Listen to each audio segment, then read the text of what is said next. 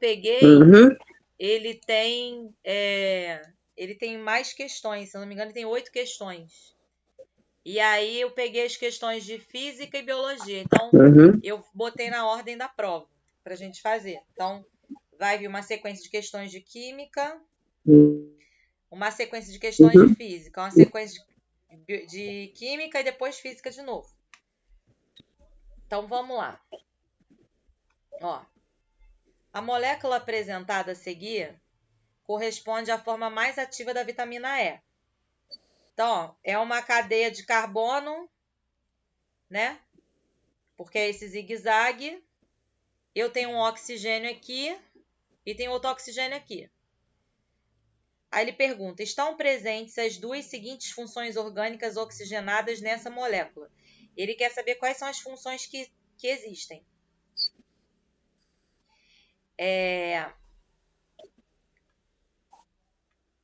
Quando eu tenho, lembra? Quando eu tenho uma assim, a gente chama de cadeia aromática. E quando ela está ligada a uma hidroxila, ela vira um fenol. Se a hidroxila tivesse ligada assim, aí ela seria um álcool. Mas qual é a diferença? Isso aqui é uma cadeia fechada cíclica. Igual uma casa de abelha, né? Como se fosse a casa de abelha. Com H virou fenol. Cadeia sem a cíclica é álcool. Então, nesse caso aqui, ó, isso aqui é um fenol. Então, já sei que é a letra D. Mas agora eu vou olhar para esse outro aqui, ó. Oxigênio no meio de uma cadeia entre carbonos. Então, é um éter. Eu brinco que quando eu estudava química no colégio, Não tá aparecendo. Ah, tá. para eu gravar o éter, eu falava assim: éter é o conselho de classe. Porque o conselho de classe a gente chama de coque, né? Conselho de classe. Então, coque é o éter. Ele está entre dois carbonos. Então, coque, o éter é o conselho de classe. Foi assim que eu gravei essa função orgânica. Então, essa aí não tem que fazer conta. Deu para entender? Deu.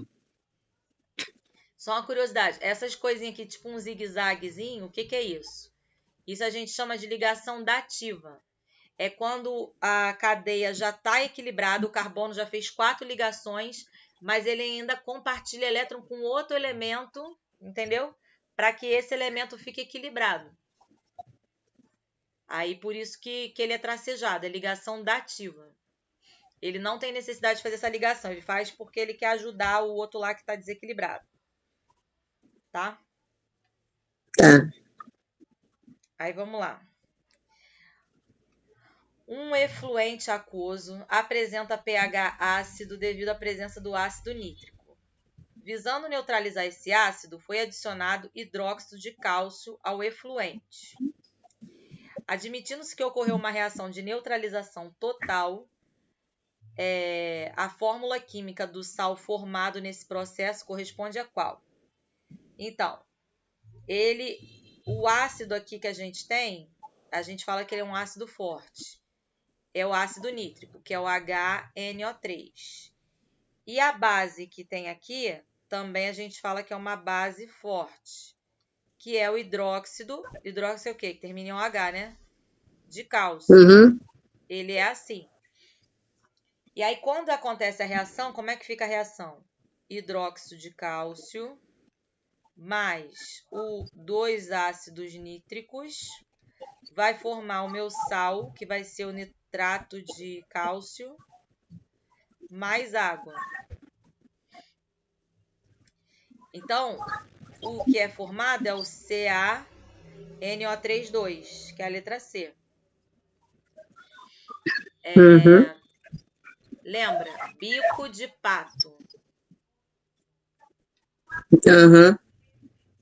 Então, ácido nítrico vai virar nitrato. Só para lembrar a terminação. Foi? Foi. 23. Manganês metálico é obtido industrialmente a partir do processo representado pela equação química a seguir. Então, 3Mn3O4, isso aqui é um óxido, né? Tetraóxido de trimanganês, mais 8 alumínios, vai formar um manganês mais o trióxido de dialumínio. Então, forma um é um óxido. Em uma operação industrial, reagiu-se 13.740 kg de MnO3, O4 e 6.480 de alumínio. Admitindo que o consumo do reagente limitante for completo, a massa de Mn formada em quilogramas é igual a... Vamos lá, o que é o reagente limitante? Imagina que você quer fazer um bolo.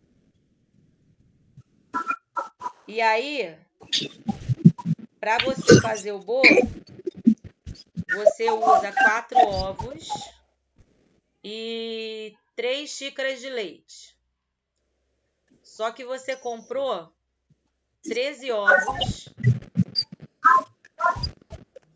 e e tem 10 xícaras de leite. Aí, se para cada bolo você usa 4 ovos, com 13 ovos, ficam quantos? Quantos bolos eu consigo fazer? Fazer grupinhos de 4, né? 4, 8, 12. Dá para fazer 3 bolos. Uhum. E ainda sobra um ovo. Uhum. E aí eu vou pensar, e aqui o leite? Se para fazer um bolo eu gasto 3 xícaras de leite, para fazer 3 bolos eu vou gastar 3 xícaras de leite. Uhum. Então aqui eu não tenho reagente limitante, ou seja, alguma coisa que esteja a menos que me limite.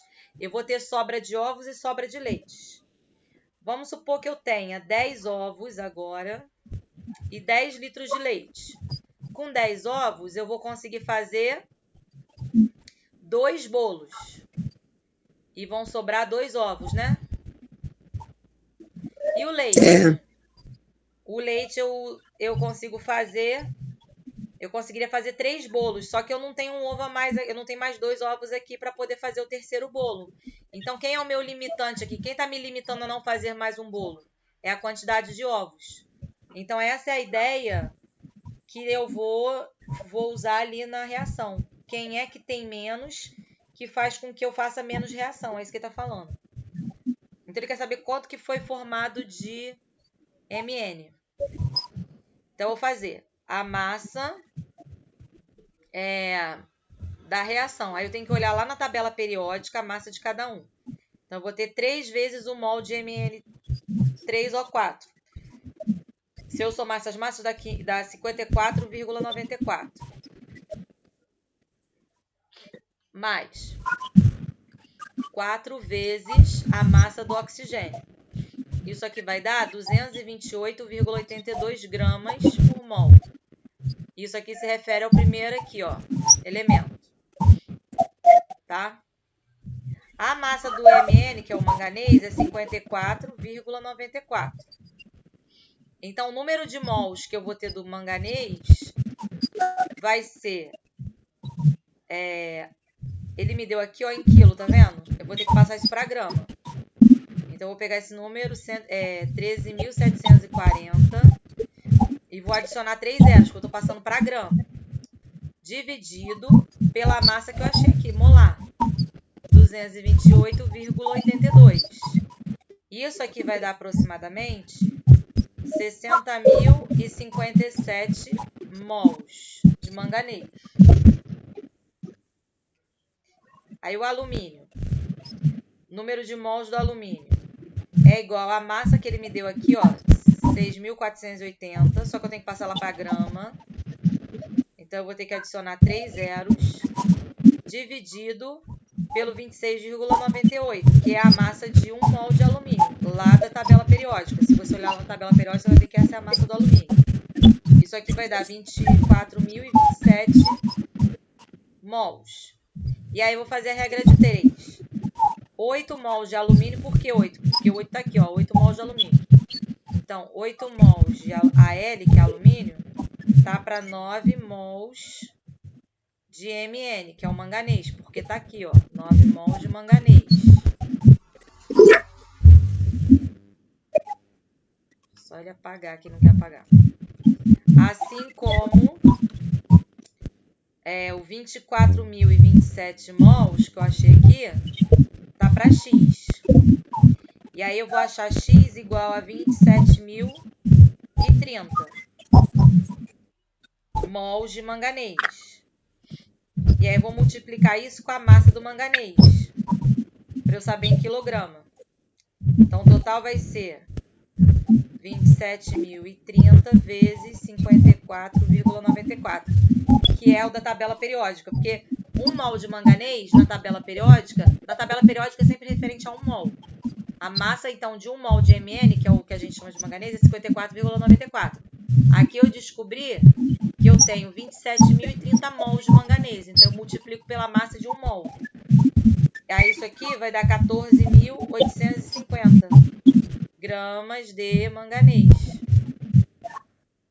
Foi? Foi. É longo. Isso aqui do bolo eu só falei para explicar o que é reagente limitante.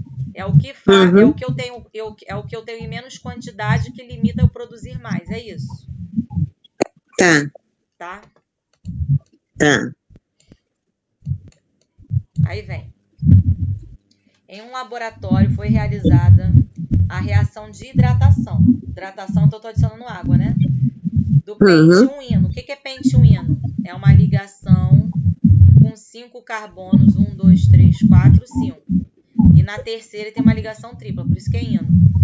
Em meio contendo ácido sulfúrico, que é H2SO4, e sulfeto de mercúrio, se eu não me engano.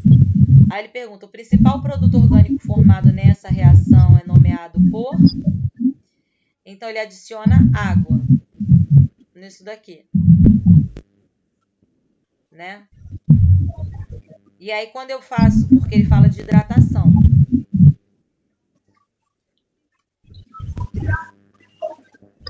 A principal que eu vou ter é a pentanona. Porque aí uma das ligações vai quebrar e eu vou ter uma formação de uma dupla. É isso que ele está falando. Foi? Foi.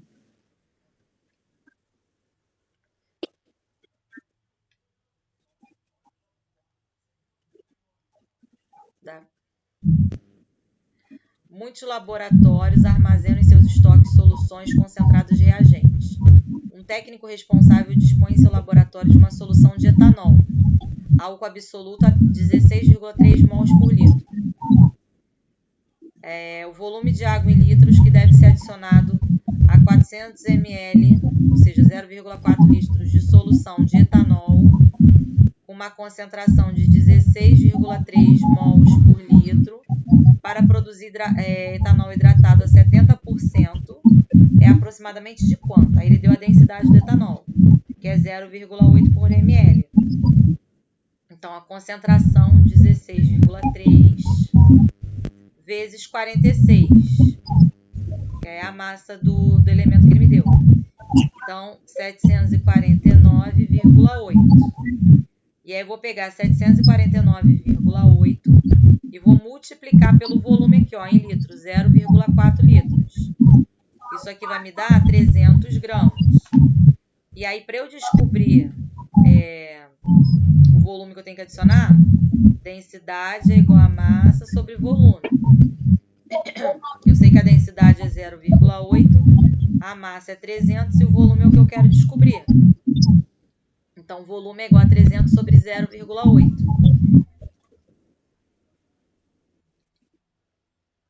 Certo? E aí, isso vai dar aproximadamente 0,271. Certo? Litros, né? Que seria 271 ml. Foi? Não, peraí. 375 ml, desculpa. Conta errado aqui. 375 ml é a quantidade que eu tenho que adicionar. Aí, qual vai ser o volume que eu tenho que adicionar? É o volume final menos o volume que eu tinha na solução. Então, vai ficar 535,7 menos 400, ó, ml, tá? Eu tô olhando pro ml. Isso aqui vai dar 135,7 ml. Passando para litro, fica 0,135 litros, que é a letra A. Foi? Tá bom. Foi. Mesmo? Foi. Então tá. Vamos lá. Antes da gente ler a questão, ó, eu tenho um OH aqui na ponta, então isso aqui é um álcool, não é isso? Eu tenho um nitrogênio aqui no meio, então isso aqui é uma amina. Aqui também amina, amina. E aqui é um haleto orgânico, que é o cloro ligado ao carbono. Aí vamos ver agora a pergunta. Um paciente com recomendação médica para lúpus eritematoso fez uso de hidroxicloroquina, ingerindo uma dose diária de 400 ml durante 4 semanas. A fórmula desse composto é dada a seguir.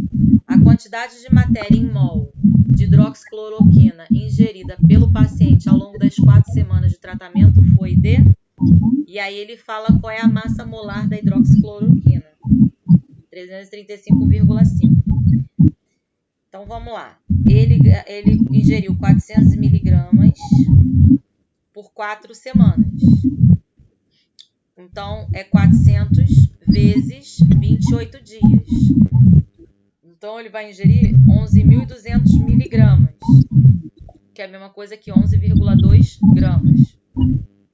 E aí, para eu saber a massa molar é a massa que ele ingeriu sobre a massa molar do sistema. Ele ingeriu 11,2 gramas e a massa molar é 335,5.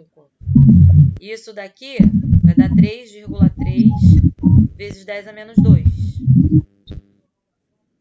que é a letra C. O que é 3,3 vezes 10 a menos 2? É a mesma coisa, ó, aqui. 3 mais um zero. 0,033. Só que eu passei para a notação científica. Como você achou esse 10? Esse 10 é porque eu peguei o número 0,033, que é o resultado dessa divisão aqui, e escrevi em notação científica. O que é escrever em notação científica? É eu andar com a vírgula para ela ficar depois de um algarismo, e esse algarismo tem que ser de 1 a 9, eu não posso ter 0. Então fica 3,3. E aí como eu multiplico por 10 a menos 2 para não alterar o número. Porque se eu tentar voltar para o que eu tinha, a vírgula estava aqui. Então eu andei uma casa, andei 2 casas, a vírgula tem que estar aqui, o zero vem para cá. Tá. Tá? Tá. Aí vem. Os esteroisômeros, conhecidos também como compostos quirais, são divididos em 2 grupos, os enantiômeros e os diastereoisômeros. Analisando as estruturas quirais esteroisômeros do 3-cloro-butandoizol, conclui-se que esse composto apresenta... Então, essa é a parte da química que eu falei, que eu acho meio uma viagem, assim. O que é isomeria? Isomeria é o seguinte, por exemplo... Alguma coisa. Eu tenho uma ligação aqui dupla entre 2 carbonos. Aí vamos supor que aqui é cloro, aqui é hidrogênio, aqui é hidrogênio. E aí, eu cismo de fazer o seguinte. Eu tenho agora a mesma ligação, só que agora eu boto hidrogênio aqui e cloro para cá. Cloro aqui, hidrogênio aqui. Eu troquei.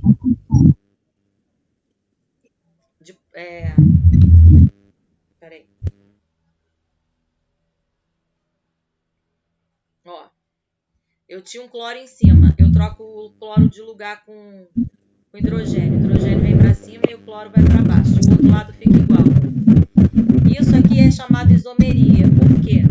Aqui os 2 cloros estão no mesmo plano. É como se eu dividisse a ligação em 2 planos.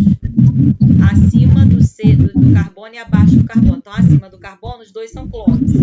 Abaixo do carbono, os dois são hidrogênios. Então, isso aqui é o tipo de isomeria cis. A partir do momento que eu troquei, essa minha mesa já não está mais simétrica, ó. É hidrogênio aqui com cloro aqui com hidrogênio aqui. Aí ela vira trans. Então, isso aqui a gente chama de isomeria cis e essa aqui a gente chama de isomeria trans.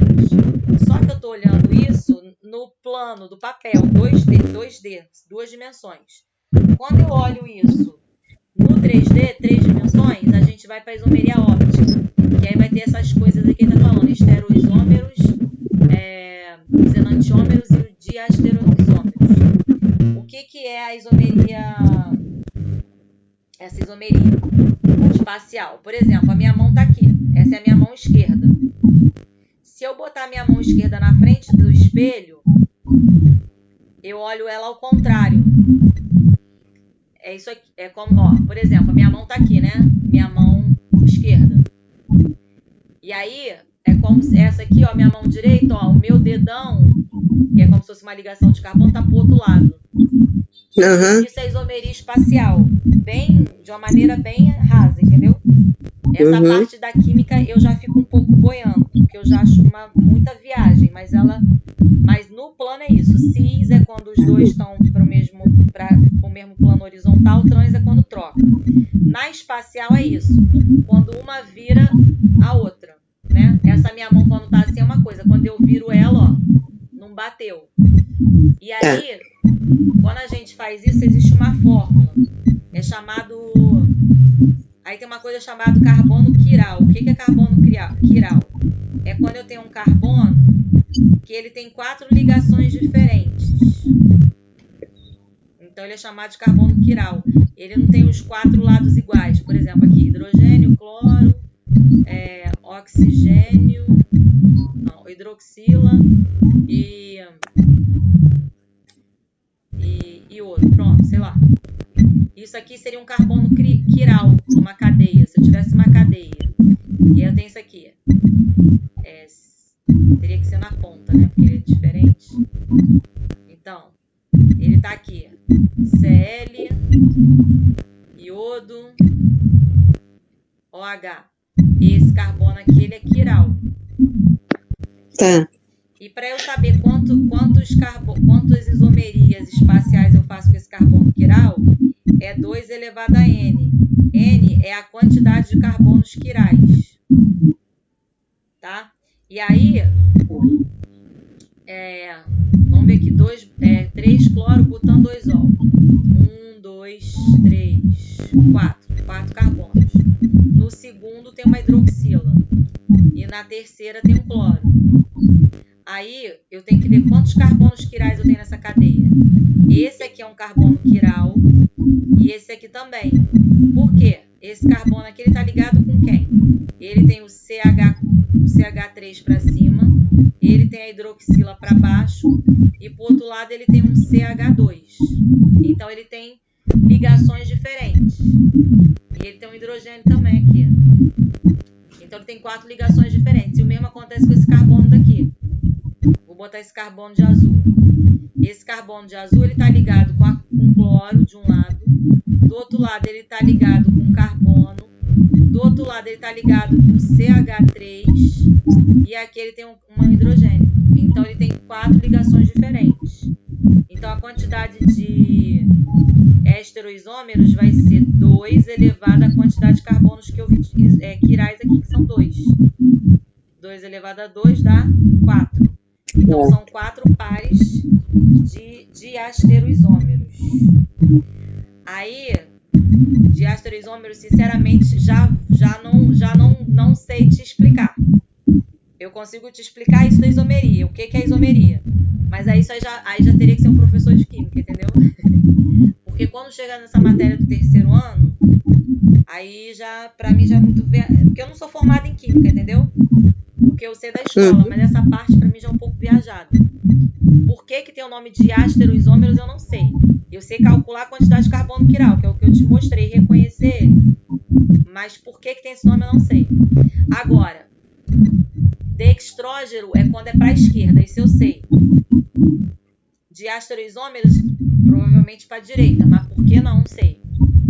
Tá? Vou ficar te devendo isso. Tá bom. Mas pelo menos dá para ter noção do que é isomeria.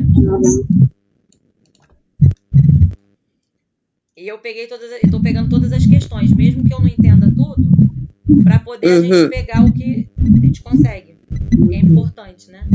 Ó, a reação de composição do ozônio é representada pela equação a seguir. Então, ó, 2O3 formando 3O2, ou seja, duas moléculas de ozônio, O3, porque essa molécula de ozônio ela é formada por 3 oxigênios juntos. Vão formar 3 moléculas de gás oxigênio. É isso que ele está falando.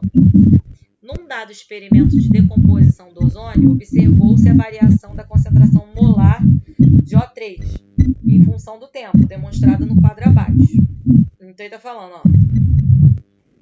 No início eu tenho 10 mols de ozônio. Se eu deixar passar 1 minuto, eu passo a ter 4 mols de ozônio, porque os outros 6 se transformaram em oxigênio. Depois de 2 minutos, eu tenho 2 mols de ozônio. E os outros 8 se transformaram em oxigênio. Por que 8? Porque no início eu tinha 10. Se 2 são ozônio, os outros 8. O restante é 8, né?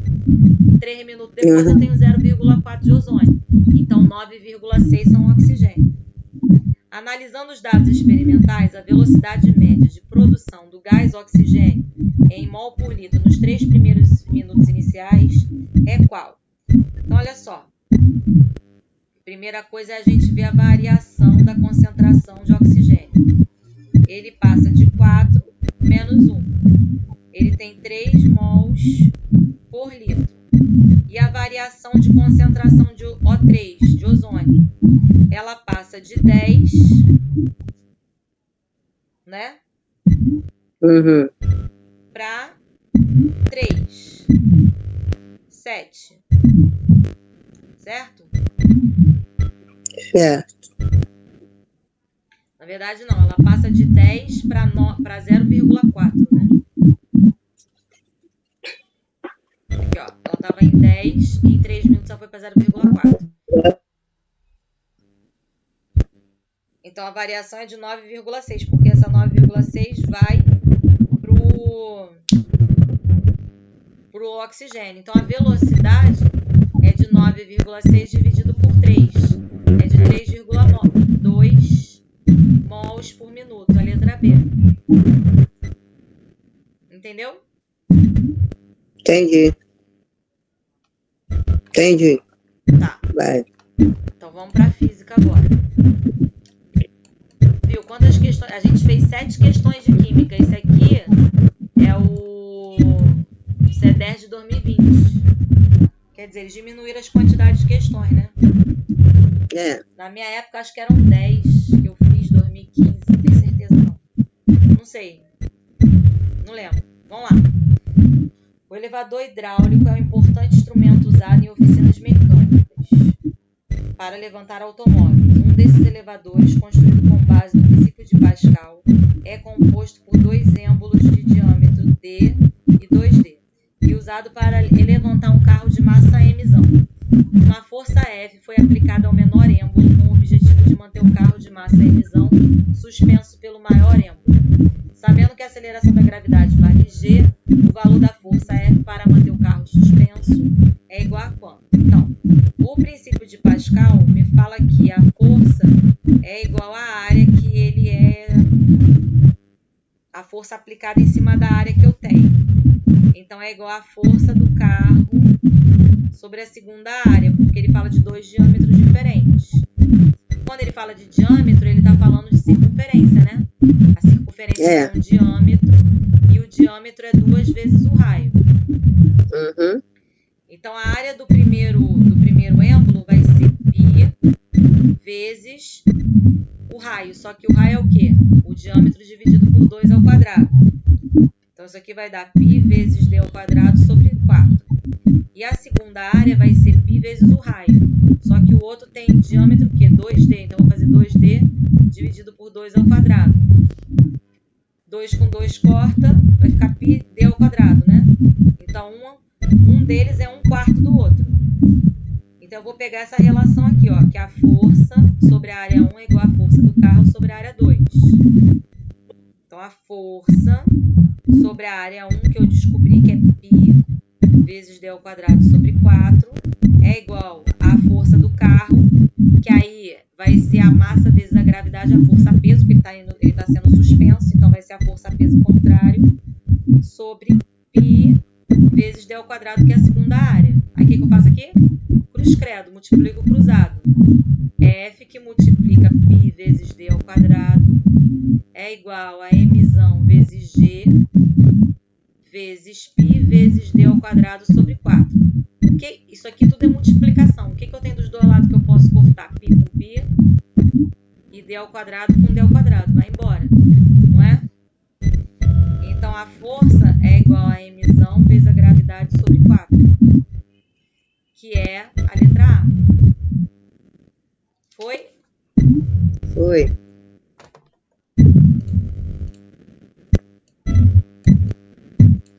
Aqui. O Brasil é o país com a maior incidência de raios em todo o planeta, chegando a cerca de 50 milhões por ano. Essas descargas elétricas podem ter até 30 mil amperes, 1000 vezes mais que um chuveiro elétrico. Segundo o Instituto Nacional de Pesquisas Espaciais, o INPE, ocorrem em média 111 mortes e cerca de 500 pessoas são vitimadas no país por ano por acidentes desta natureza. Aí ele fala, a tensão eletrostática e a resistência elétrica do corpo humano variam de um indivíduo para outro. Essa última pode variar de 500 amperes até 500 ohms, que é a resistência, até 500 mil ohms, na passagem da corrente elétrica. Com base no enunciado, a menor tensão elétrica em volts que o corpo humano estaria submetido caso ele fosse atingido por um raio de 30 mil amperes vale quanto? Então tem que lembrar da fórmula. Quem vê que DDP, que é a voltagem em volts, é igual a resistência vezes a corrente. Ele quer saber o volts, ó. Tá? Ele quer saber esse. Então, V é igual. Qual é a resistência mínima humana? 500 vezes a corrente que ele me deu, 30 mil. 500 vezes 30 mil. 3 vezes 5, 15. E aí, quantos zeros eu tenho? 1, 2, 3, 4, 5, 6. Só que ainda não cheguei na resposta final. Quero escrever notação científica. Então, eu boto 1,5 vezes 10 elevado a 7. Porque eu andei em uma casa, botei uma casa. Para não alterar a resposta. Letra C. Vê que ele falou um bando de informação aqui que eu não usei, né? Tem uns números no enunciado que eu não usei. Então tem que tomar cuidado também, nem todo número, porque a gente tem o hábito assim, vou pegar todos os dados que ele me deu no enunciado e usar. Mas nem sempre tudo que está no enunciado você vai usar na questão. Esse aí é um exemplo. Normalmente você usa quase tudo. Mas tem alguns casos assim que eu acho que parece que já fazem de propósito. Entendeu? Ó. Entendi. Ondas de rádio são radiações eletromagnéticas, assim como micro-ondas. Uma onda de rádio FM foi emitida com frequência de 90 MHz e uma de micro-onda foi emitida com a frequência de 9 GHz. Olha aí, micro-ondas é muito maior a frequência do que o rádio. Considerando que ambas as ondas se propagam com velocidade de 3 vezes 10 oitava metros por segundo, a razão entre o comprimento da onda do rádio e o comprimento da onda do micro-ondas é classificada como que ele quer saber em que magnitude que está. Então vamos lá. A primeira frequência é 90 MHz. Se eu passar isso para Hz, isso é 9 vezes 10 a sétima Hz. Mega é 10 a sexta. Como tinha um zero aqui, por isso ficou 10 a sétima. Mega em física é 10 a sexta. E aí na segunda ele fala de 9 GHz. Isso aqui é 9 vezes 10 a nona Hz. Então em física, quando você vê giga, quer dizer 10 elevado a 9. A velocidade é de 3 vezes 10 oitava. Tirei daqui. Aí qual é a fórmula? Lambda, que é o comprimento de onda, é igual a V sobre F. Certo? Certo. Porque vem daqui, ó. V é igual a lambda F. V é igual a lambda vezes F. Como eu quero lambda, eu passo o F dividindo. Então, qual vai ser o comprimento do rádio? Vai ser a velocidade, que é 3 vezes 10 oitava, dividido pela frequência do rádio, que é 9 vezes 10 a sétima. Dividido pela velocidade de novo, que é 3 vezes 10 oitava, sobre a frequência do outro, que é 9 vezes 10 a nona. Aí como é que vai ficar isso? Repete a primeira fração e multiplica, inverte a segunda. 3 vezes 10 oitava. 3 vezes 10 oitava em cima e embaixo vai embora. São iguais. 9 simplifica com 9, sobra o quê? 10 elevado a 9 sobre 10 elevado a 7. Divisão de potências de mesma base, o que eu tenho que fazer? Repete a base e subtrai os expoentes. 10 ao quadrado, letra D. Foi? Foi.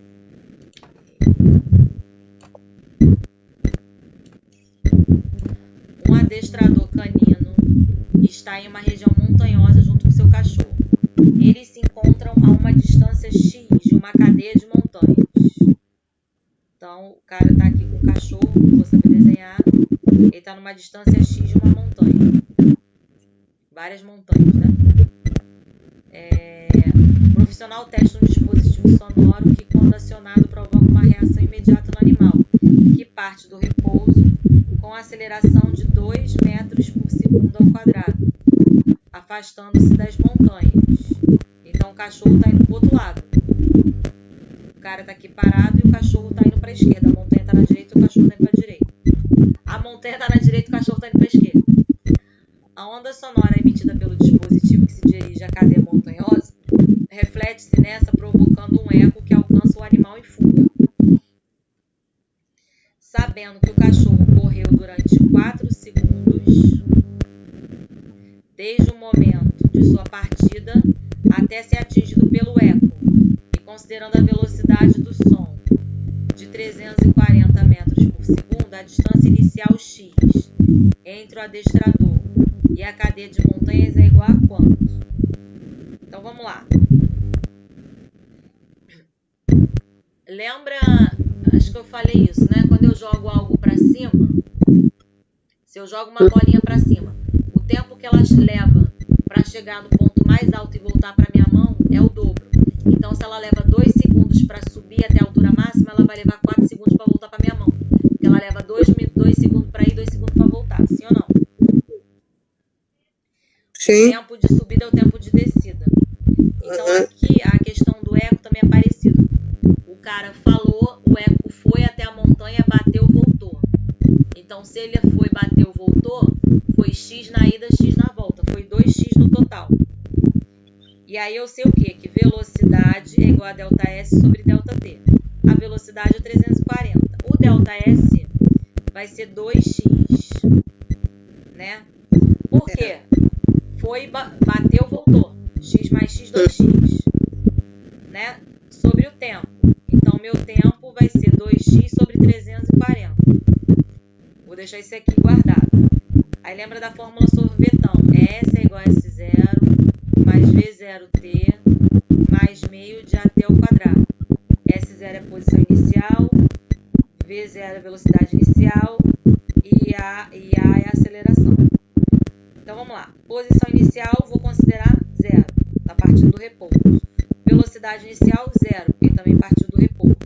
Agora, meio da aceleração que ele me deu aqui, que é 2, vezes o tempo ao quadrado. O tempo ele falou que é 4. Então, isso aqui vai dar 2 dividido com 2, corta com 2. Vou botar de outra cor para poder enxergar depois, né? 2 corta com 2. Vai sobrar o quê? 4 ao quadrado 16. Aham. Então, vou voltar ali no tempo. 2x sobre 340. Não é... Ah, tá. 4 vezes. Voltei aqui. Tá. É igual ao tempo que é 4. Então, 2x é igual a 340 vezes 4, que dá 1.360. 1.360 dividido por 2 vai dar 680. E aí, o mais próximo aqui, 672. Foi? Foi. Aqui.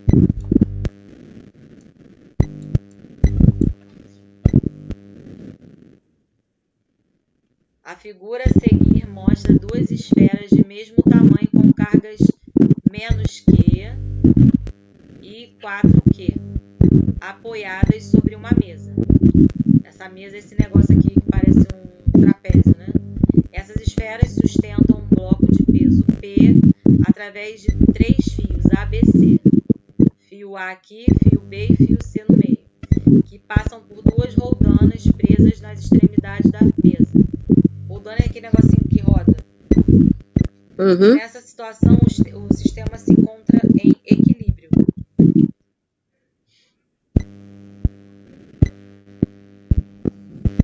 Considere os fios e as roldanas.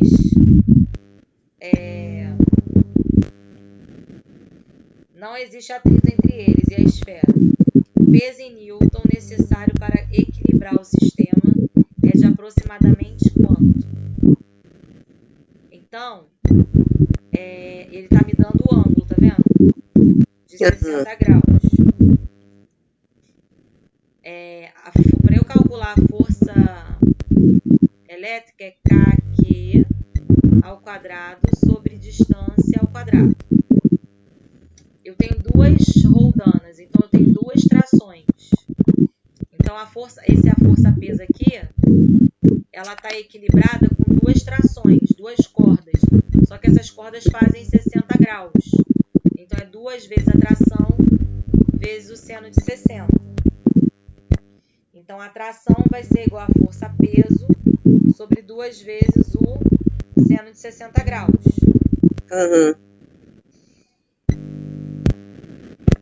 E a força elétrica?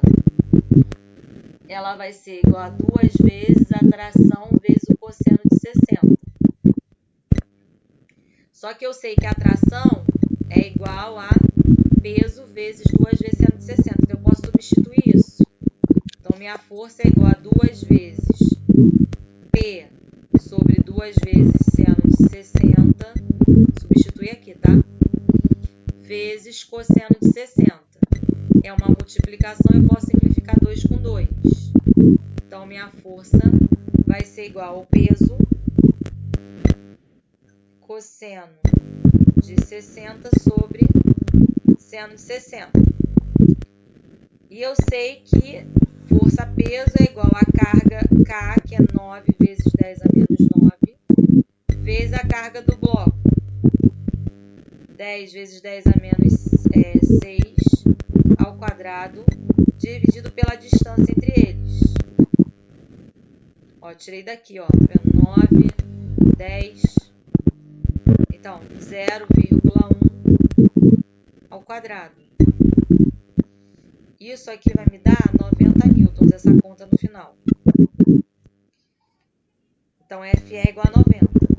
E aí, se eu substituir, se F é igual a 90, 90 é igual a força-peso, que eu quero descobrir, vezes o cosseno de 60, que é 1 sobre 2. 1 sobre 2 vai dar 0,5 sobre o seno de 60, que ele me deu aqui, ó, 0,86, tá vendo? Ele me deu aqui na questão. Fazendo essa conta, eu vou descobrir que a força-peso é 154,8, né? E a força é 62,5. Se eu fizer a diferença, vai dar 83 aqui, letra C. a diferença entre o peso e a força elétrica. Foi? Foi. É ela, né? Ela é grandinha. Aham. Essa aqui. Um objeto real é posicionado sobre o eixo principal de um espelho esférico côncavo. Lembra da colher de sopa? Côncavo é a parte de dentro da colher. Convexo é a parte de trás. Convexo aumenta a imagem. Se eu olhar pelo convexo, minha cara fica grandona. Se eu olhar pelo côncavo, minha cara fica pequena. O retrovisor do carro que o motorista olha para ver se tem alguém chegando é côncavo. Por que côncavo? Porque ele reduz a área para um espaço menor para ter uma ampliação da visualização. Tá? Então, o côncavo ele diminui uma área maior para caber no espelho, côncavo. E o convexo faz o contrário, ele amplia, né? Sabe aqueles espelhos de aumento? Ele tem a ideia de convexo, não de côncavo. Que é para eu poder enxergar maior. Quando o espelho diminui, ele é côncavo. Tá. O objeto se afasta do espelho, partindo de uma posição entre o foco e o centro de curvatura, até um ponto após o centro de curvatura do referido espelho côncavo. Devido a esse movimento do objeto, a imagem sofre mudança e passa a ser o quê? Vamos lá. Espelho côncavo, né? Aí eu tenho aqui o vértice, eu tenho o foco e eu tenho o centro de curvatura. O foco ele fica no meio entre o centro de curvatura e o vértice. Então essa distância aqui é igual a essa distância aqui. E aí ele está falando que o objeto se afasta do espelho partindo de uma posição entre o foco e o centro de curvatura. Então ela está aqui. E ela vai até um ponto depois do centro de curvatura. Ele vem para cá. E ele quer saber qual é o tipo de imagem. Aí, lembrar, a imagem entra paralela, sai pelo foco. Se a imagem entra pelo vértice, ela sai pelo vértice. E aonde essas duas imagens se encontram é aonde eu vou ter a minha imagem. Onde os raios se encontram aqui, esse ponto de interseção, é que eu vou ter a minha imagem. Só que fazendo a mão livre, a gente não consegue ter uma noção real de qual é o tipo de imagem. Se a imagem é menor, maior ou igual a do objeto, tamanho. Então, por isso que é uma decoreba que a gente tem que levar para a prova. Quando é espelho plano, não faz diferença, o tamanho é o mesmo. E o espelho plano, a imagem se reflete dentro do espelho plano. Só que aqui é um espelho esférico, que é o côncavo ou convexo. Côncavo reduz uma área grande para uma pequena, convexo amplia uma área pequena para uma maior, uma visão maior. Então aqui o objeto aqui a imagem é menor do que o objeto. Deu sorte do desenho que eu fiz, a imagem ter saído menor que o objeto, mas poderia não ter ficado. Então a gente não pode confiar na mão livre, tem que decorar para a prova, tá?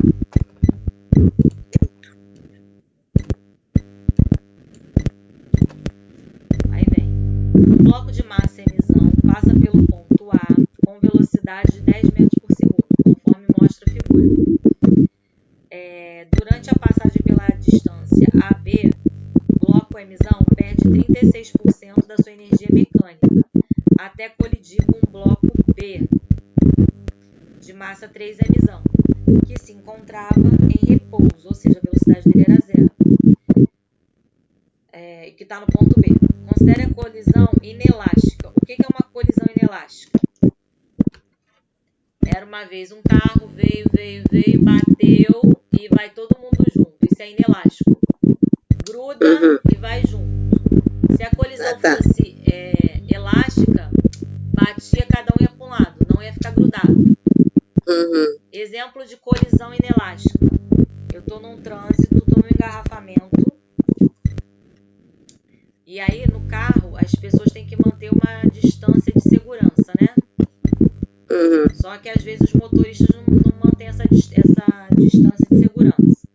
Então, vamos supor que tá vindo um motoqueiro aí maluco e ele deu uma freada do nada, brusca, pá, bateu na traseira desse carro, agarrou no carro, esses dois vão e bate na traseira desse, pá, agarrou, vem esses três empurrando, pá, e só para depois num caminhão, fica todo mundo grudado, todo mundo amassado um na frente do outro, isso é colisão inelástica. Tá?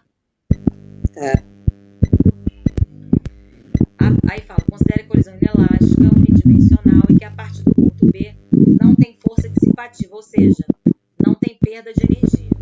A perda total de energia mecânica no sistema, desde que o momento de o bloco de massa em emisão passa pelo ponto A até depois da colisão, será de quanto? Então vamos lá. Energia mecânica é a energia que usa para o movimento. No bloquinho A, ele tinha velocidade. Então, se ele tinha velocidade, ele tinha energia cinética. E a fórmula da energia cinética é o quê? mv ao quadrado dividido por 2. M é a massa via velocidade. Só que ele fala que a massa do bloquinho que estava ali no ponto A é mzão e a velocidade que ele vinha era 10 metros por segundo dividido por 2. 10 ao quadrado é 100, dividido por 2 dá 50 mzão. Só que ele perde, isso é o que ele gasta, né? Ele perde 36% disso. 36% é 0,36 vezes 50 mzão. Então, ele perde 18 mzão de energia. Mzão está representando a massa. Então, a energia antes da colisão vai ser o quê? A energia inicial menos a energia perdida. 50 menos 18 vai dar 32 vezes mzão. Até aí foi? Foi. E aí, a energia inicial tem que ser igual à energia final. E aí, no final,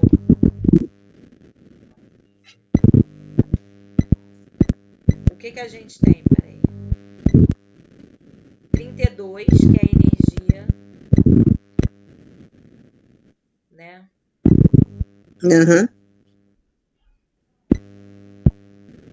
Tá.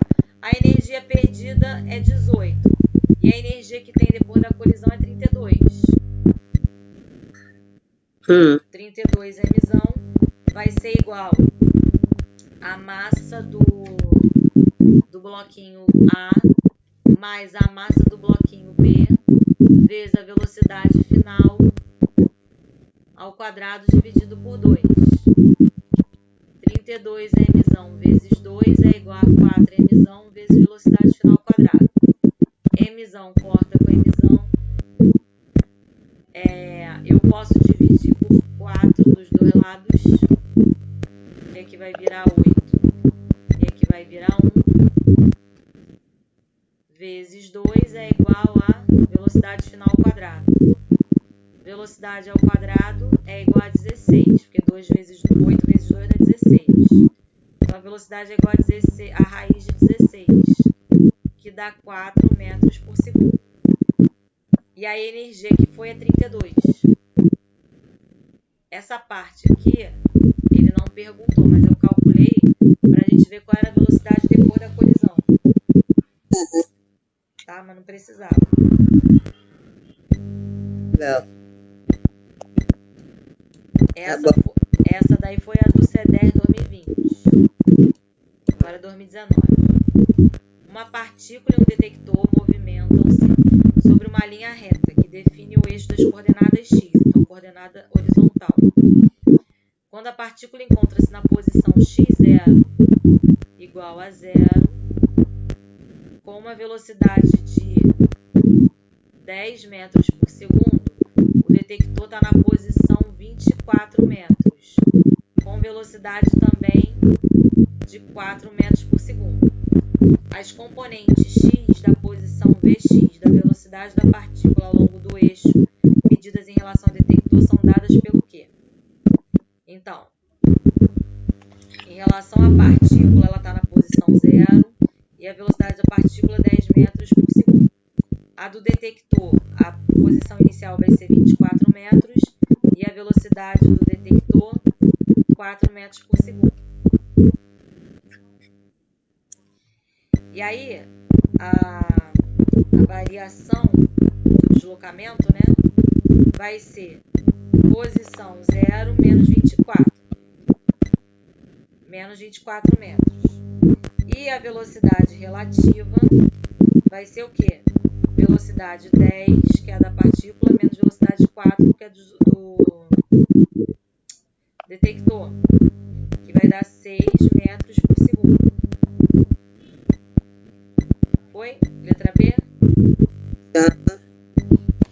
Ele queria calcular essa variação de velocidade. Um objeto se afasta de um observador em alta velocidade. Ele emite uma luz amarela que, no entanto, chega ao observador com um tom de vermelho, devido ao efeito Doppler. Esse efeito se deve à mudança de quê? Na frequência e no comprimento da onda recebida. Tá? Lembra o que é frequência, amplitude, raio, comprimento de onda, lembra? Uma crista inteira e um vale inteiro é comprimento de onda. Daqui até aqui eu tenho lambda. Essa aqui é a minha amplitude. E ela é a mesma para cima e para baixo. Só que aqui ela é positiva e aqui ela é negativa. Mas em módulo é a mesma. E a frequência é a quantidade de vezes que essa onda se repete dentro de um tempo.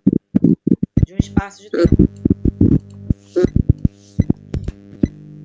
Quando eu era pequeno, eu lembro que falava que a gente estava na praia, vinham 7 ondas altas, 7 ondas fortes, depois vinha 7 ondas mansas. Enfim. Você acredita? Hã? Não, eu sei que é mentira, mas tô falando. Seria uma frequência, né? Uma frequência falsa, mas se fosse verdade, então a frequência de ondas mansas seriam 7. Vamos supor, a cada, sei lá, 20 minutos. Vamos supor que leva 20 minutos para 7 ondas virem. Então a frequência é 20 ondas dividido por 7. E depois mais 7 ondas fortes. Mas isso é mentira, tá? Isso aí, coisa de criança, sei lá o que fica na nossa cabeça. Ó, uma amostra de gás ideal está contida em um cilindro metálico que está imerso em uma grande quantidade de água a temperatura constante. O gás é comprimido, ou seja, apertado, lentamente numa transformação isotérmica, ou seja, a temperatura se mantém constante. A variação da energia interna do gás e o trabalho realizado pelo gás nesse processo é o quê? Então, quando não tem variação de energia, então a variação de energia é zero. E quando o gás é comprimido, é apertado, é achatado, ele sofre pressão. Então o trabalho é menor que zero. O trabalho é realizado pelo gás. Tá? Então quando ele fala trabalho realizado pelo gás, eu tenho W, que é o trabalho negativo. Se ele falasse trabalho realizado sobre o gás, aí seria W positivo. Então W igual a zero, delta U igual a zero e W menor que zero, negativo, letra P. Foi?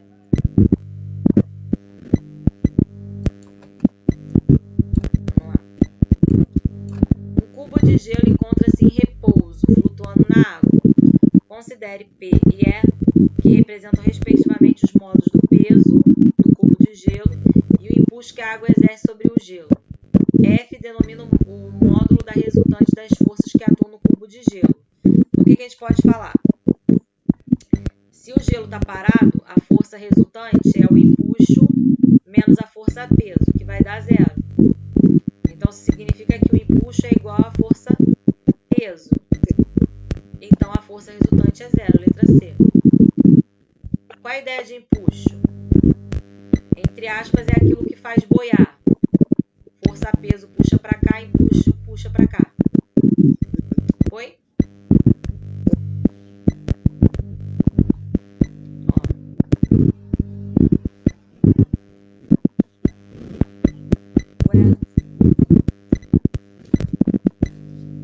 Deixa pra lá.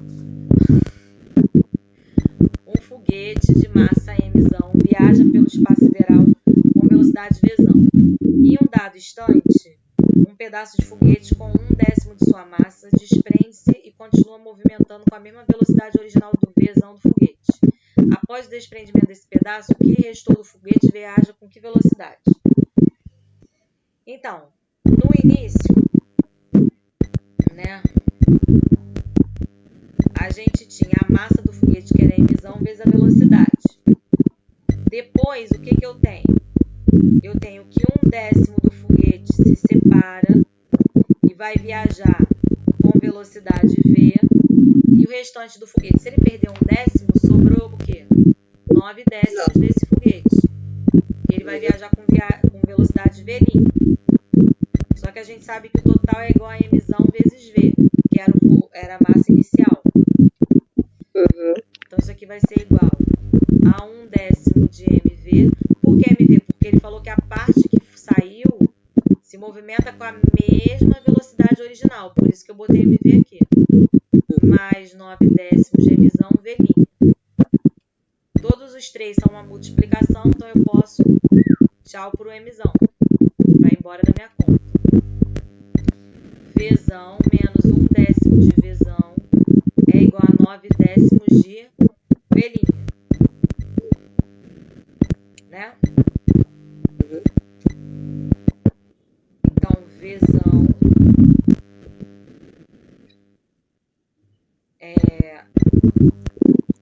aqui, lembra do macete que eu te falei ontem para matemática e probabilidade? Um inteiro eu posso botar, como é que o denominador é 10, eu posso escrever 10 sobre 10.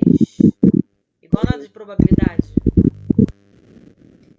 10 menos 1 dá 9. Então, 9/10 de vzão é igual a 9/10 de vzinho. 9/10 do lado pode ir embora. Então, isso aqui quer dizer que vzão é igual a v'. Estou chamando de vzinho. Letra A. Foi? Sim ou não? Sim. Continuar. Uma pilha de aço com massa de 3 vezes 10 a menos 2 kg encontra-se em repouso, ou seja, está parada. A velocidade inicial é 0. Sobre uma mola de massa desprezível que está comprimida em 5 vezes 10 a menos 2. A mola é liberada impulsionando verticalmente a pilha para cima. Considere que a aceleração da gravidade vale 10, sabendo que a constante elástica da mola é 4,8 vezes 10 ao quadrado. Qual é a altura máxima que ela atinge? Então, vamos lá. No início, vamos pensar na situação. No início, eu tenho uma mola. E tem uma bolinha aqui. Essa bolinha vai ser ele vai comprimir a mola. E a mola vai ficar solta e a bolinha vai subir. Quando a bolinha solta da mola, ela sobe com velocidade até que ela chega na altura máxima. Quando a bolinha chega na altura máxima, que eu quero descobrir, nesse ponto aqui, ela não tem velocidade. Então, ela não tem energia cinética. Energia cinética é 0. Mas se ela tem altura máxima, quer dizer que ela tem energia potencial gravitacional nesse ponto da altura máxima. Nesse ponto aqui inicial, ela está parada, então ela não tem energia cinética. Velocidade inicial é 0, então a energia cinética é 0. Ela tem energia da mola. Então, ela tem energia potencial elástica. Qual é a fórmula da energia potencial elástica? É K vezes x ao quadrado sobre 2. K é a constante da mola, x é a deformidade da mola. O que é constante da mola? Acho que eu já dei esse exemplo. Pensa na mola do controle remoto, da pilha do controle remoto, e pensa na mola que tem naqueles caminhões enormes que carregam 20 carros de uma vez nele. A mola daquele caminhão tem que aguentar um peso muito maior, então tem que amortecer o impacto em cima dos carros para os carros não quebrarem. Então aquela mola tem que ter, entre aspas, uma resistência muito maior do que a mola de uma pilha de um controle de televisão. Se eu pegar uma pilha de controle de televisão e botar embaixo daquele peso todo daqueles carros, essa mola vai estraçalhar. Porque a constante dela não aguenta, a resistência dela não aguenta, tá bom? Então isso que é a constante da mola. Ele falou que a constante da mola é 4,8 vezes 10 ao quadrado. Ele falou que a mola é comprimida em 5 vezes 10 a menos 2 sobre 2. Aí eu vou fazer essa conta aqui. Essa conta vai dar 0,6 joule. J é joule, que é a unidade de medida de energia. Você achou esse 4,8? Esse 4,8 eu tirei daqui, ó. E esse 5 vezes 10 a menos 2 eu tirei daqui. Aí, ó, vamos fazer a conta. Se eu fizer 4,8 vezes 5, 5 vezes 8, 40 vão 4. 5 vezes 4, 20. Com 4, 24,0, que é a mesma coisa que 24. 10 a menos 2, o mais 2, vai dar 10 a 0, né? É. E aí... Peraí. Eu esqueci de botar aqui ao quadrado, né? Desculpa, aqui é 25 vezes 10 a menos 4, porque quando eu levo ao quadrado... E aí eu vou fazer 4,8 vezes 25 sobre 2, aí 10 ao quadrado, menos 4. Aí antes de fazer a conta, 4,8 dividido por 2 vai dar 2,4 vezes 25 vezes 10 a menos 2. Se eu continuar fazendo essa conta, eu vou achar 0,6 joules. J de joule, que é a unidade de medida de energia. E aí, eu sei que a energia, o potencial gravitacional, quando ele está na altura máxima, ele tem o que? Energia potencial gravitacional, que é a massa vezes a gravidade vezes a altura. A altura é o que eu quero descobrir. Só que a energia lá, a energia não acaba, ela se transforma. É a energia que eu tinha no início. Então, 0,6 é igual à massa que ele deu aqui, ó. 3 vezes 10 a menos 2 vezes a gravidade, que é 10 vezes a altura H.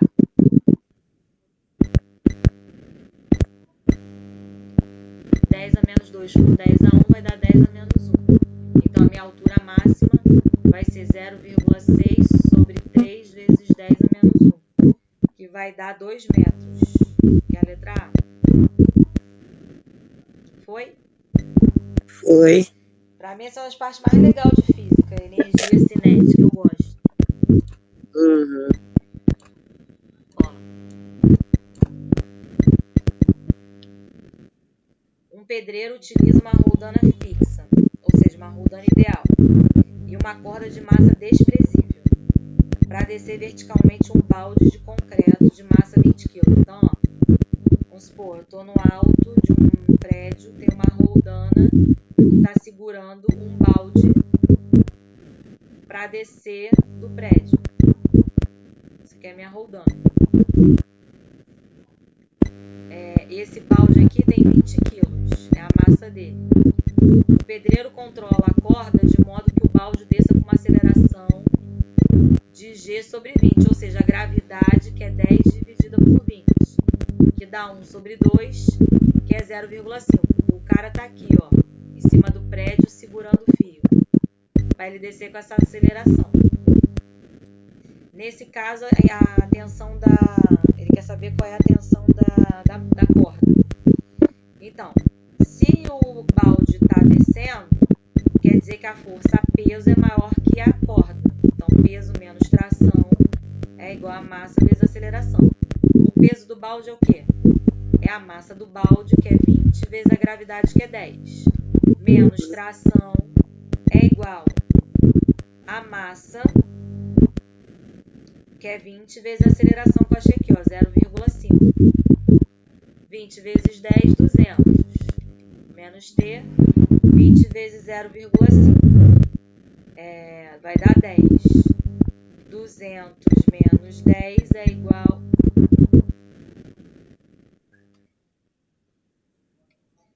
a tração. Então, minha tração é igual a 190. Se eu quiser botar em notação científica, eu boto 1,9 vezes 10 ao quadrado. Por quê? É como se eu botasse a vírgula aqui. Então, para eu não alterar o número, eu multiplico por 10 ao quadrado para ele manter o que ele era. Que aqui é a letra... A letra B. B. B. O negócio B. tá apagando. Vamos lá. Disjuntor é um dispositivo de segurança que impede a passagem da corrente elétrica em um circuito quando ela atinge um valor superior ao recomendado. Um chuveiro elétrico cuja potência é de 5,5 vezes 10 a 3 watts necessita ser instalado em uma residência que tem uma tensão de 220 volts. O disjuntor adequado para essa instalação deve ser de quanto ampere? Piu-piu. Piu-piu-piu. Piu. Fórmula do piu. Potência é igual à corrente que eu quero descobrir vezes a DDP, que é a voltagem. Então, minha corrente é 5,5 vezes 10 ao cubo sobre 220. 55, bota 2 zeros, ó, que vai andar 3 casas. Corrente é igual a 550 dividido por 22. Número do maluco. Divide por 2 em cima e embaixo. 2. Aí sobra 1, 15 vai dar 7, vai dar 5 sobre 11. E aí essa conta aqui vai dar aproximadamente 20 ampere. Foi? 20 ampere? Uhum. Não é exato, é aproximado. Ah, tá.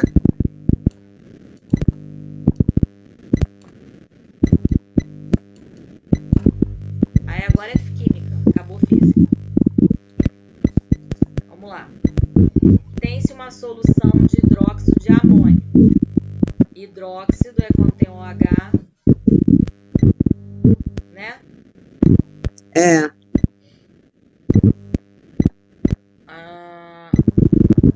De amônio, ok. NH4OH. E aí ele tá falando aqui, ó, Kb. O que é Kb? É o coeficiente de basicidade. É o quanto ele é básico, vamos dizer assim. Que apresenta um pH igual a 10. Qual é a molaridade da solução? Então, o Kb, ele é igual à concentração de OH- dividido pela concentração de NH4OH, que é o que reagiu. É soluto sobre solvente. Então, o OH é 10 a menos 2. E aí, como eu tenho duas hidroxilas, aí eu levo ao quadrado. Dividido pela concentração de N4OH, que ele me deu aqui. 1,7 vezes 10 a menos 5. Isso daqui vai me dar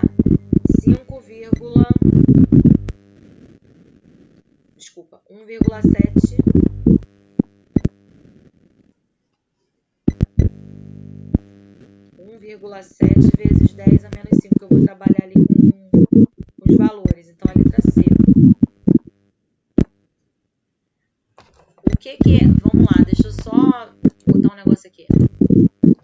Vamos aprender isso aqui. Vamos supor que eu falo assim, ó. H mais meio de O2 dá H2O, né? escrever a constante de concentração disso aqui, é assim, ó. Eu pego o que está depois da setinha, que é o meu produto. Então, é produto sobre o que está antes da setinha, que é o meu reagente. Quem é o elemento que está depois da setinha? É a água. Então, eu boto ela entre colchetes. Esse colchete quer dizer concentração, ou seja, a quantidade de água que eu tenho dividido pelo reagente. Quem é o reagente? É a concentração de hidrogênio vezes a concentração de O2 elevada ao coeficiente que está aqui. Por que que o H2O e o H+, eu não escrevi nada? Porque aqui é 1. Então, é isso aqui elevado a 1. E qualquer coisa elevada a 1 é ela mesma. Então, a gente escreve assim. Concentração de água dividido pela concentração de hidrogênio vezes a concentração de oxigênio elevado a 1 sobre 2. Exemplo. Ele vai ter que me dar dados numéricos. Ele vai falar assim. Eu tenho 2 mols de água, 4 mols de O2 e 10 mols de hidrogênio. E ele pede para eu calcular a constante K. Então, eu vou pegar a concentração de água, que ele me deu, que é 2, dividido pela concentração de hidrogênio, que ele me deu, que é 10, vezes a concentração de O2, que ele me deu, que é 4, elevado a 1 meio. 2 sobre 10 vezes 1 sobre, elevado a 1 meio é uma coisa que é raiz quadrada. Raiz quadrada de 4 é 2. Vai embora 1 sobre 10.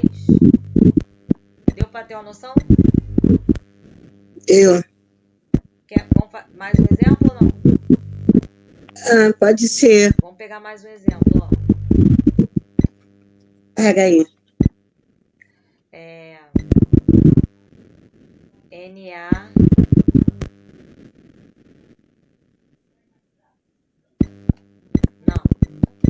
Na HCl mais NaOH dando NaCl mais água.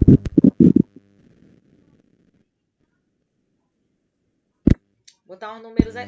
Isso aqui não está equilibrado não, tá? Eu estou inventando só de propósito para a gente usar uns números diferentes aqui. 4. Pronto. Então, aqui eu estou dizendo o quê? Que eu peguei 2 mols de HCl, que é o ácido clorídrico, peguei 3 mols de NaOH, que é o hidróxido de sódio, e formei um NaCl, 1 mol de cloreto de sódio, mais 4 H2O, ou seja, eu formei 4 mols de água. Aí eu pergunto para você, qual é a constante dessa reação? Eu vou pegar, abrir colchete, e vou pegar cada elemento. NaCl elevado ao número que está ali na frente dele. Mais vai virar vezes a água, entre parênteses, elevado ao o número que está na frente dela. 4. Dividido por, quem está antes da setinha, concentração de HCl elevado ao número que está na frente dele. Vezes a concentração do NaOH elevado a expoente que está nele. Isso eu estou montando, eu não estou calculando nada. Eu só estou montando como é que é a constante de equilíbrio dessa reação. A partir do momento que ele te der números, aí você vai substituir. Aí vamos botar uns números aqui. Vamos supor que aqui eu tenho 4 mols de HCl, eu tenho 3 mols de NaOH, eu tenho 4 mols de NaCl e 5 mols de hidrogênio. Eu vou substituir esses valores aqui. Concentração de NaCl é 4, né? Elevado a 1 vezes. Concentração de água é 5 elevado ao 4. Sobre concentração de HCl. 4. 4. Que eu botei aqui em cima. Elevado ao expoente, ao número que está na frente dele, quadrado. Vezes concentração de NaOH que eu inventei, 3, elevado ao expoente que está na frente dele. Aí agora é fazer conta. 4 elevado a 1 é 4. 5 elevado a 4 é 5 vezes 5 vezes 5 vezes 5. Vai dar 625. Sobre 4 ao quadrado, que é 16, vezes 3 ao cubo, que é 27. 4 dá para simplificar com 16. 625 sobre 4 vezes 27. Essa vai ser a minha concentração. E aí vai dar... Deixa pra lá, pra ficar assim. Alguma coisa. Vai dar alguma coisa. Isso aí. Mesmo. O negócio é só ideia. Ó, essa questão também é de concentração. Ó, considerando que o K de equilíbrio, né, do CD CN4 é 1,4 vezes 10 a menos 17, as concentrações molares das espécies CD mais 2, CN menos, Na mais e CD CN4 existentes numa solução preparada pela dissolução de N2CdCN4, e aí ele fala que tem 0,020 mol disso em água e posteriormente diluída em 1 litro, são respectivamente. Então, olha só, quando ele fala dissolução, é como se fosse uma divisão. Então, na minha cabeça é como se fosse isso aqui, ó, N2CdCN4. Ele vai quebrar e vai formar CD mais 2, mais CN menos, mais CD CN4. Ou seja, um elemento se transformou em 3. É isso que eu tô vendo. Então, eu tenho que ter a minha concentração de CD mais 2, que eu não sei, que eu vou chamar de X. Mas... Aí eu tenho minha concentração de CN menos, que eu vou chamar de 4X. E eu tenho a minha concentração de CD CN4 menos 2, que ele falou que é 0,020. Menos X, que é o CD mais 2 que saiu. Isso aqui é aproximadamente 0,20. Tá. Aí o KD, que ele me deu aqui o valor, né? Que é a constante de equilíbrio, vai ser igual a concentração de CD mais 2, que eu chamei de X, vezes a concentração de CN, que vai ser 4x à quarta, porque eu tenho 4 mols, dividido pelo que eu tinha no início, 0,020. Então, isso aqui vai dar x vezes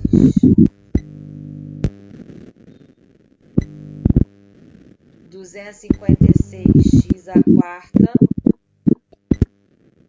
sobre 0,020. Então, 256x à quinta sobre 0,020. E aí, eu vou igualar isso aqui com o valor que ele me deu aqui, ó. 1,4. Porque eu cheguei o quê? Que KD, que é a constante de equilíbrio, é igual a 256.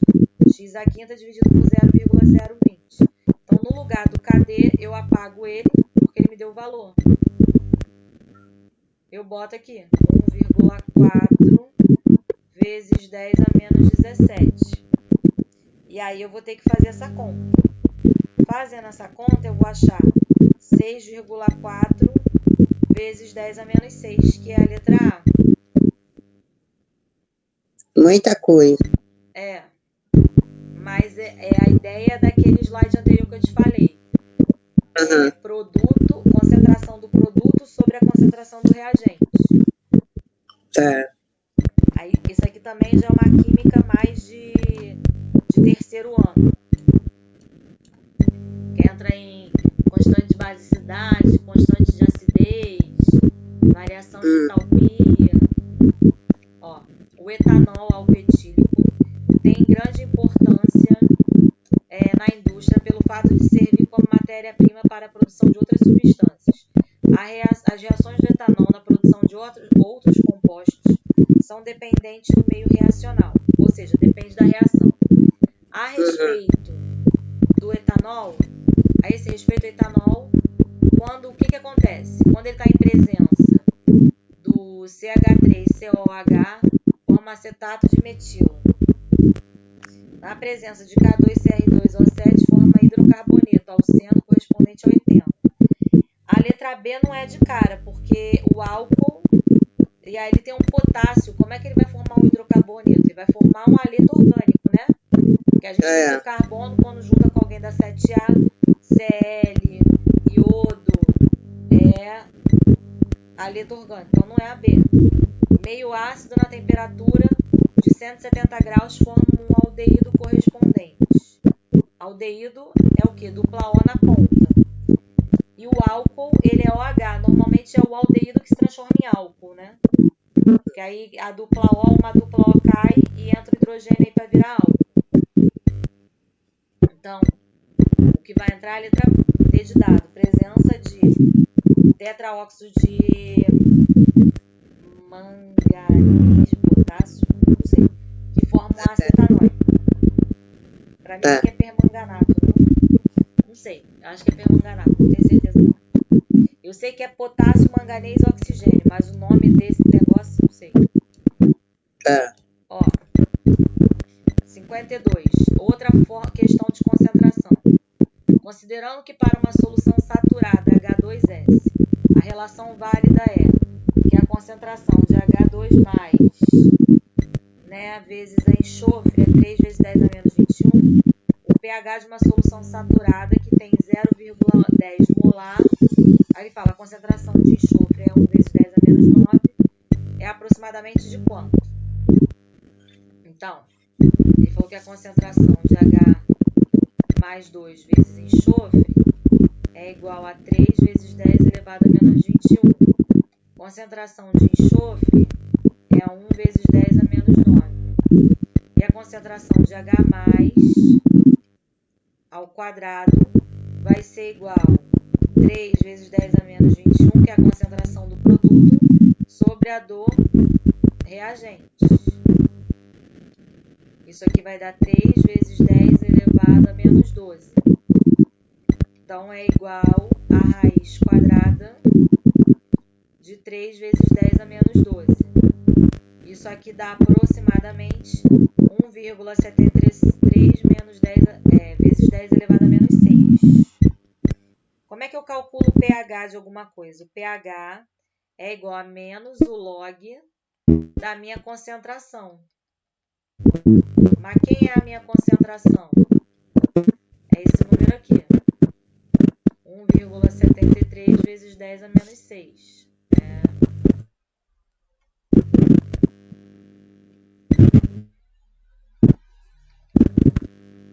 Então,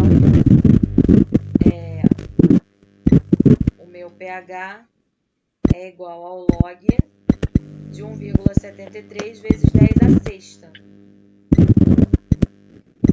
Log de 1,73 vezes 10 a sexta é log de 10 a sexta mais log de 1,73. Aí o log de 10 a sexta vai dar 6, porque aqui é base 10, né? Esse é o que dá. Mais umas coisas quebradas aqui. Então, como é quebrado, ele vai dar aproximadamente 6. Letra A, 5,8. E 6,7 já passou muito. Foi? Foi. Tudo bem.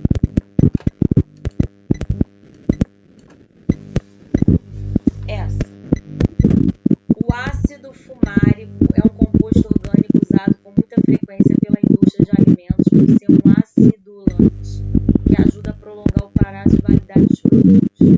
É comum encontrá-lo em refrigerantes, sucos e elétricos. Ele é um ácido dicarboxílico, porque ele tem duas carboxílinas. Aqui, ó.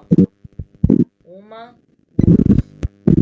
Insaturado, porque tem uma ligação dupla.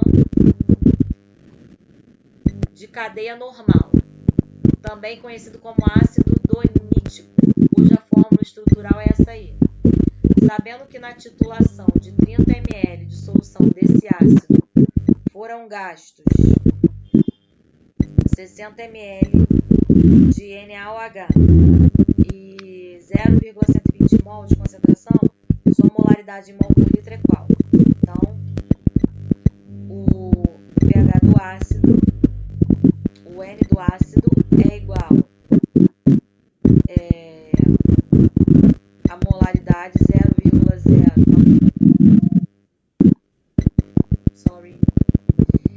é igual a concentração vezes o volume.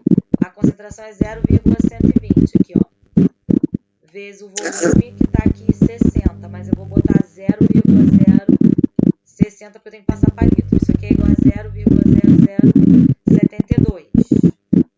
Aí vem agora sim, o ácido é igual a concentração que eu achei dividido por 2. 0,0036. Então, a molaridade é igual ao número de mols dividido pelo volume. O número de mols eu achei aqui. 0,0036 sobre 0,030. Isso aqui dá 0,120 mols por litro, que é a letra B. Foi? Foi.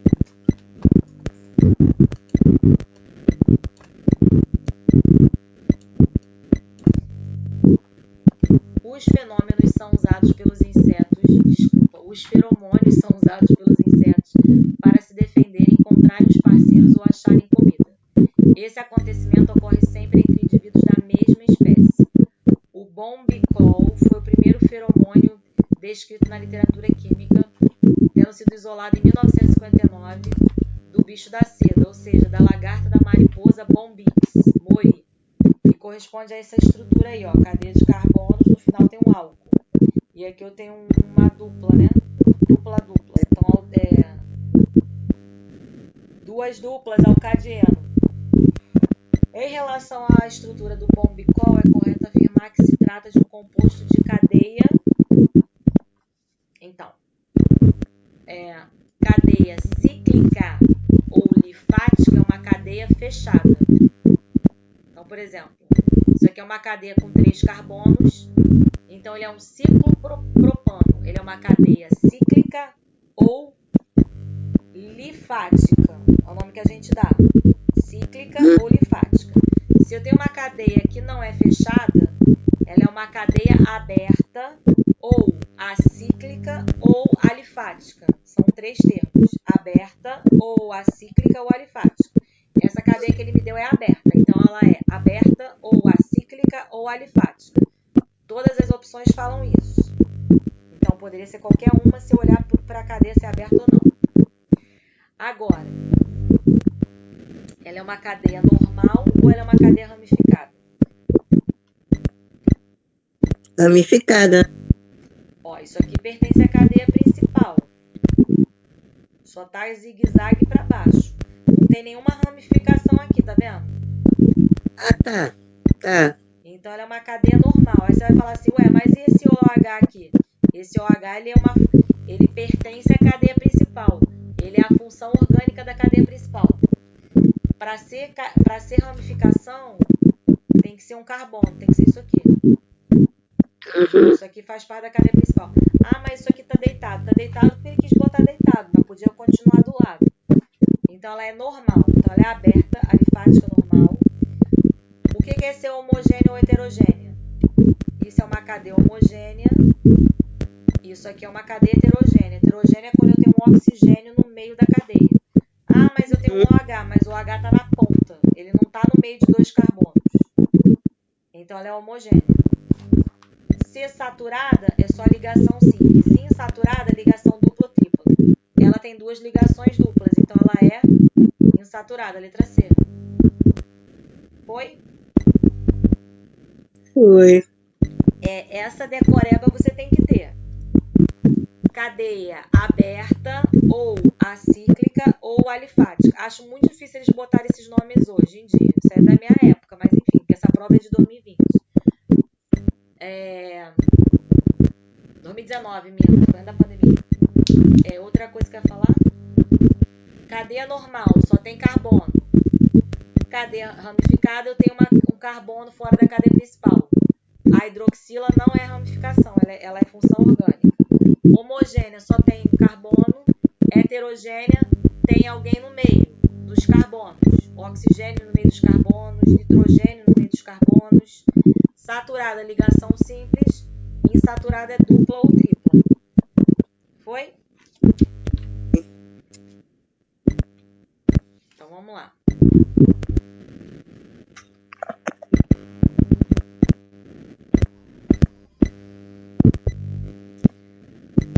O TBT, massa molar de 291 gramas por mol, é um composto polar, hidrofóbico e lipofílico. Vamos lá. Hidrofóbico é que fobia é medo, não é? Então, hidrofóbico, medo da água, ou seja, não reage com a água, não se dá bem com a água. É como se fosse o óleo e a água. O óleo é hidrofóbico à água. E lipofílico, filia, amizade, ele é amigo do lipo. O lipo é o quê? Gordura. Então, essa coisa aí que eu não sei que elemento é esse aí, o TBT, ele não se dá bem com água, mas ele se dá bem com a gordura. Foi introduzido no mercado nos anos 40. É componente de tinta anti-incrustante, utilizado em cascos de barco, redes e jaulas de aquacultura, a fim de impedir a fixação de organismos como algas e invertebrados, por exemplo, mexilhão, cracas. Além disso, o TBT é utilizado também na agricultura como pesticida, conservante de madeira e, numa escala menor, em desinfetante e tratamento algicida em materiais de construção. A sua elevada difusão no meio marinho tornou-se uma preocupação ambiental em nível mundial. Atualmente é considerada uma substância mais tóxica produzida pelo homem. Aí ele fala, a composição centesimal do TBT é de 40,49% de carbono, 9,62% de hidrogênio e 40,89% de estânio. E ele quer saber qual é a fórmula molecular dele. Como é que eu vou fazer isso? Ó, ele falou de carbono, hidrogênio e estânio. Aí eu teria que saber os elementos da tabela periódica. Aí eu ia pegar 144 dividido por 1 mol, por uma massa do carbono, que é 12 na tabela. Isso aqui vai me dar 12 mols. Depois, a do hidrogênio, em relação a ele, 28 dividido por 1, porque eu tenho cada hidrogênio é 1 grama. 28 mols de hidrogênio. E o estânio, 119 dividido pela massa de um estânio, que é 119, que é igual a 1. Então, eu tenho 12 carbonos, 28 hidrogênios e um estânio. A gente não escreve o 1, né? Então, fica assim. Da onde que eu tirei 144, 28 e 119? Eu peguei a massa dele todinha, que é 291, e pensei. Ó, carbono, 49,49. Equivale a X gramas, assim como 100% equivale a 291. Aí multipliquei cruzado, fiz cruz credo e achei 144. Mesma coisa com a massa do hidrogênio, ó. Eu peguei a porcentagem que ele me deu, 9,62, está para X, assim como 100% está para 291. Aí achei 28. E fiz a mesma coisa para a massa do estânio.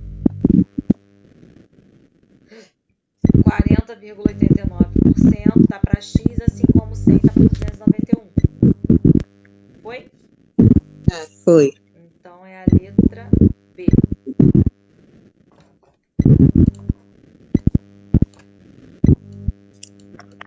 E a próxima.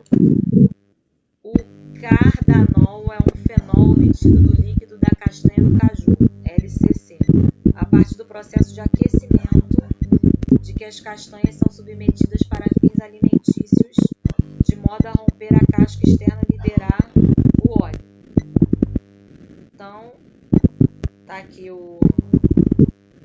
tenho um fenol, eu tenho um ácido carboxílico, aí esquenta, né? Vira o cardanol. E ele largou a hidroxila aqui. Tá. Sim. Sendo o LCC um subproduto do agronegócio do caju e correspondente a aproximadamente 25% do peso da castanha, supõe-se que 5% desse líquido seja o ácido anacárdico, provavelmente esse aqui que eu falei. Assim, para produzir 5,96 toneladas de cardanal, supondo que a massa molar seja de 298, qual é a quantidade necessária de castanha por tonelada? Eu tenho que passar isso aqui para quilo. Então, é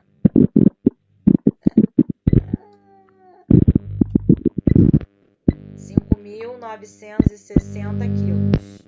Então, a quantidade vai ser 5.960 quilos, né? Tonelada é 1.000, né? Dividido por 298, que foi a massa que ele deu aqui. Isso aqui vai dar 2 vezes 10 à quarta. E aí a quantidade vai ser 2 vezes 10 à quarta, multiplicado pela massa de novo.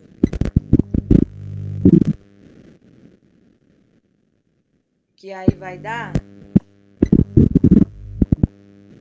5.960.